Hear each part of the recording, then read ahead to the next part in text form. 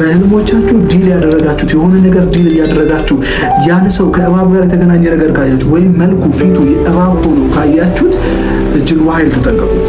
ብዙ ሰዎች በዚህ እባብ ስፒሪት አታክ ሲደረጉ አያለው።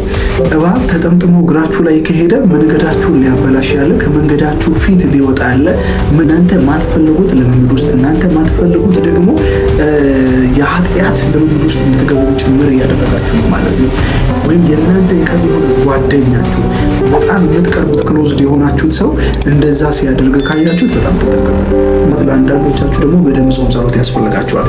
በደንብ መጾም፣ በደንብ መጸለይ፣ ከእግዚአብሔር ጋር ደግሞ የእግዚአብሔር ቃል ጋር መቆየት ይሄ የዚህን ስፒሪት አታክ መደረግ ነፃ ያወጣችኋል። ሰላም፣ እንዴት ናችሁ? የፓወር ኦፍ ጎስፕል ዩቲዩብ ቻናል ቤተሰቦች፣ እኔ አገልጋይ አላዛር ሆናምስ ነኝ። ዛሬ በህልሞቻችን እባብ ስናይና ደግሞ ያየናቸውን ነገሮች የህልም ትርጉም ጭምር ደግሞ እነግራችኋለሁ። ስለዚህ ዛሬ የተወሰኑ ነጥቦችን እናነሳለን ማለት ነው።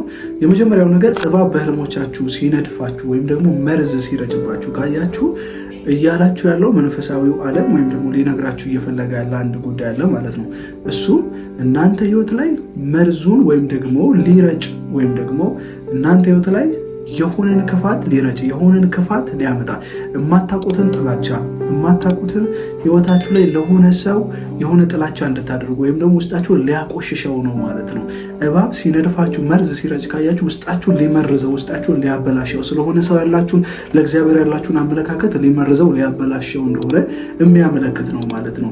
ሌላው እባብ ሲጠመጠምባችሁ የምታዩ ከሆነ ደግሞ እባብ እየተጠመጠመባችሁ ብዙ ጊዜ በህልሞቻችሁ የምታዩ ሰዎች ትርጉሙ የእናንተን ጉዞ የእናንተን ዴስቲኒ ለማበላሸት ተጠምጥሞ ለማዘግየት ያለ ስፒሪትን ጭምር እያያችሁ ነው ማለት ነው። ስለዚህ እባብ ተጠምጥሞ እግራችሁ ላይ ከሄደ መንገዳችሁን ሊያበላሽ ያለ ከመንገዳችሁ ፊት ሊወጣ ያለ መንገዳችሁን አወሳስቦ ሊይዝ ያለ የጨለማው ዓለም እንዳለ ምልክት እየሰጣችሁ ነው ማለት ነው። ስለዚህ ሲጠመጠምባችሁ ካያችሁ ርቃችሁ እንዳትሄዱ ርቃችሁ ፈጥናችሁ እንዳትሄዱ ገደብ ሊሚቴሽን ጭምር የሊሚቴሽን ስፒሪት ነው። የእባብ ሲጠመጠም ካያችሁ ሊሚቴሽን ጭምር ነው ማለት ነው። ስለዚህ መጠምጠም አለን። ሌላው ደግሞ እባብ መርዝ ሲረጭ ካያችሁ ይሄኛው ውስጣችሁ ያለ ነገር ሊረጭባችሁ መርዝ ሊረጭ ነው ማለት ነው። ውስጣችሁን ያለው ነገር ሊያበላሽ ነው። ውስጣችሁ ያለውን ቅንነት፣ ውስጣችሁ ያለውን መልካምነት፣ ውስጣችሁ ያለውን መልካም ልብን ለማበላሸት የወጣ ነው ማለት ነው። ስለዚህ እባብ ሲጠመጠምባችሁ ካያችሁ መንገዳችሁን ሊያበላሽ ወይም ደግሞ መንገዳችሁ ላይ ሊቆም ያለ አንድ ነገር እንዳለ ምልክት እየሰጣችሁ ነው ማለት ነው። ሌላው በህልሞቻችሁ ሲረጭ እባቡ ከአፉ መርዝ ሲረጭ ካያችሁ እያላችሁ ያለው ውስጣችሁ ያለ ነገር ሊያቆሽሽ ክፉ ነገር ሊያደርግ ምናልባት የዝሙትን ስፒሪት ምናልባት የዘፈንን ስፒሪት የኃጢአትን ስፒሪት እናንተ ህይወት ውስጥ ለመርጨት እየታገለ ነው ማለት ነው። የማትፈልጉት ልምምድ ውስጥ እንድትገቡ ያደርጋችኋል። እባብ በህልሞቻችሁ መርዙን ሲረጭ ካያችሁ እናንተ ማትፈልጉት ልምምድ ውስጥ እናንተ ማትፈልጉት ደግሞ የኃጢአት ልምምድ ውስጥ እንድትገቡም ጭምር እያደረጋችሁ ነው ማለት ነው። ሌላው ደግሞ የሰው መልክ የእባብ መልክ ሆኖ ካያችሁ የምታውቁት ሰው ፊቱ የእባብ ሆኖ ካያችሁ መንፈሳዊው ዓለም እያላችሁ ያለው ጉዳይ ምንድን ነው? የሆነ አካል የአካል በተንኮል ሊያስታችሁ የሞከረ ነው ማለት ነው። መጽሐፍ ቅዱስ ሲናገር እንደዚህ ይላል፣ እባብም ሔዋንን በተንኮሉ እንዳሳታት ነው የሚለው። ስለዚህ እባብ ሌላኛው ትልቁ ባህሪው ተንኮለኛ ነው።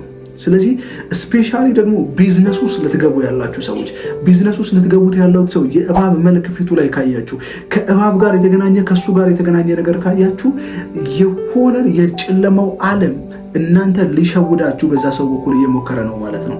በህልሞቻችሁ ዲል ያደረጋችሁት የሆነ ነገር ዲል እያደረጋችሁ ያን ሰው ከእባብ ጋር የተገናኘ ነገር ካያችሁ ወይም መልኩ ፊቱ የእባብ ሆኖ ካያችሁት እጅግ በኃይል ተጠንቀቁ።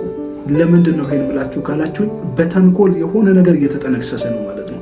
በህልማችሁ ይሄን መልክ ይሄን ፊት ካያችሁ የእባብ ፊትን የሰው መልክ ይዞ ያን ፐርሰን ደግሞ በህልም ውስጥ እውቀት ሆኖ እያያችሁት ከሆነ በጣም ተጠንቀቁ፣ በጣም ተጠንቀቁ። ቢኮዝ ተንኮል ወይም ደግሞ ሴራ ወይም ደግሞ እናንተ ህይወት ላይ እየተጠነሰሰ ያለ ነገር ያለ ማለት ነው። ወይም የእናንተ የቅርብ የሆነ ጓደኛችሁ በጣም የምትቀርቡት ክሎዝድ የሆናችሁት ሰው እንደዛ ሲያደርግ ካያችሁት በጣም ተጠንቀቁ። ለምንድነው ይሄን የምላችሁ? ተንኮል እየተጠነሰሰባችሁ ነው ማለት ነው። ጉዞ ኖራችሁ ከጉዞ ጋር የሆነ መልክ እንደዚህ አይነት ነገር ካያችሁ በጣም ተጠንቀቁ። ስለዚህ በህልሞቻችሁ ደግሞ ሌላው በህልሞቻችሁ እባብ እየመጣ የሚያስፈራራችሁ ከሆነ ያ ደግሞ የፍርሃትን ስፒሪት እየረጨባችሁ ነው ማለት ነው። የፍርሃትን መንፈስ እያመጣ ነው ማለት ነው። ፍርሃት መንፈሳዊ አይደለም።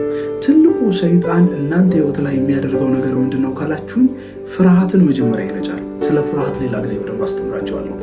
ግን ሁልጊዜ የመጣ እባብ የሚያስፈራራችሁ ከሆነ ለእግዚአብሔር ያላችሁን እምነት ቀንሳችሁ፣ ለጸሎት ያላችሁን እምነት ቀንሳችሁ እንቅልፍ ሊነሳችሁ ወይም ደግሞ እንቅልፍ እንዳተኙም ጭምር ሊያደርጋችሁ የእባብ ስፒሪቶች ይላካሉ። እባብ እየመጡ ለሊት 8 ሰዓት ላይ ብንን የምትሉ ሰዎች እናንተን ታርጌት ተደርጎ እንቅልፍ እንዳተኙና ሰላማችሁን ለመበጥበጥ መርዝ ለመርጨት የመጡ መናፍስቶች ናቸው ማለት ነው። ስለዚህ እነዚህን መናፍስቶች እንዴት ነው የምናባረረው ካላችሁ፣ ብርቱ በሆነ ጸሎትና ጾም ጸሎት። ሌላው እናንተ ሁልጊዜ በክርስቶስ ኢየሱስ እንደዳናችሁ ዳግም እንደተወለዳችሁ የክርስቶስ ኢየሱስን የመስቀል ስራ በኃይል በሕይወታችሁ ላይ ተናገሩ። እኔ ድኛለሁ፣ ነፃ አውጥቻለሁ በክርስቶስ ኢየሱስ፣ አሁን ዳግም ተወልጃለሁ፣ በነፃነት እንድኖር ክርስቶስ ነፃ አውጥቶኛል፣ እኔ ከአሸናፊዎች ሁሉ በልጣለሁ፣ ኃይልን በሚሰጠኝ በክርስቶስ ከሁሉን እችላለሁ፣ ስለዚህ ይሄን ማባረር እችላለሁ ብላችሁ መንፈሳዊውን ዓለም በኃይል አነቃቁት። እነዚህ 4 ሪዝኖች በጣም ህይወታችሁን መቀየርና መቀየር ይችላል። ብዙ ሰዎች ብዙ ጊዜ በፕሮፌቲክ አገልግሎት የማየው ጉዳይ ምንድነው ካላችሁኝ፣ ብዙ ሰዎች በዚህ እባብ ስፒሪት አታክ ሲደረጉ አያለው። ይሄ እባብ ስፒሪት ምናልባት ከዘር ጋር የተገናኘ ሊሆን ይችላል። እሱን ሌላ ጊዜ በደንብ በሰፊው አነሳችኋለሁ።